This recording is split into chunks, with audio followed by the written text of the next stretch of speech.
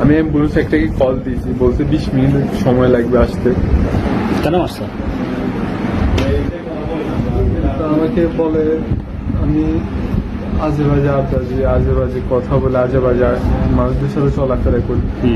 তো আমি প্রয়োজন ছাড়া ঘর থেকে বের হই না, বা ঘর থেকে বের হলেও দোকানে যাই, সিগারেট একটা খাই চলে আসি। এর থেকে বেশি কিছু আমি করি না, কারোর সাথে আড্ডা ফাড্ডা দিই না, চলাফেরা করি না। আমি আজকে আমার মাকে বললাম যে আম্মু আমার খারাপ লাগতেছে, আমার অশান্তি লাগতেছে, আমার মাথায় একটু হাত ধুলে দাও। আম্মু বলে তুই খারাপ, তুই ওর সাথে হাঁটিস, এর সাথে হাঁটিস, তুই নেশা করিস। আমি বলি আমি তোমাদের সৎ ছেলে নাকি? সৎ ছেলের মতো এরকম অপবাদ দিও না। আমি সিগারেট ছাড়া কিছু খাই না, ওরা কোনোভাবে বিশ্বাস করে না।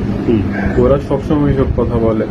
ওরা বলে তুই মরে যা, তুই আত্মহত্যা কর, তুই টাকা নিচে পড়ে মরে যা। এত কিছুর পর আমি কখনো কিছু বলি না ওদেরকে, কিছু করি না।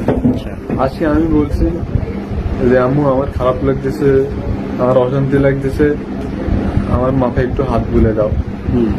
আম্মু এসবই বলছে। তো আমি রাগের মাথায় শুয়ে আমি প্রথমে আম্মুকে কয়টা গায়ে দিচ্ছে আমার মনে নেই, রাগের মাথায় আম্মুকে একটা দুইটা দিয়ে দিচ্ছি। এরপরে আমার বোন ছিল, ভাগ্যের না আমার বোনকে দিয়ে দিয়েছি একটা দুইটা। এরপর আব্বু আসছে ঘরে, আব্বু তখন একটু বাইরে ছিল, আব্বু আসছে ঘরে, আব্বুকে দিয়েছি দুইটা তিনটা। তো আব্বু বলে তুই এরকম কেন করতেছিস? আমিও ওনাকে জড়াই ধরছি। আমি বলছি আমি তোমাদের সৎ ছেলে নাকি? আমি কেন তোমাদেরকে মারবো? তোমরা সবসময় বলো আমি এটা খাই ওটা খাই, আমি এমন তেমন, আমি মরে যাই, আমি তোমাদের সৎ ছেলে নাকি? আব্বু বলে কি হয়েছে বল, এরকম করিস না, কি হয়েছে বল।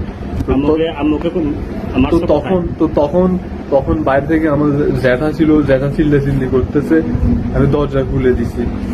এবার আমি সবাইকে ডাক দিছি, জ্যাঠা সহ আমি সবাইকে ডাক দিছি।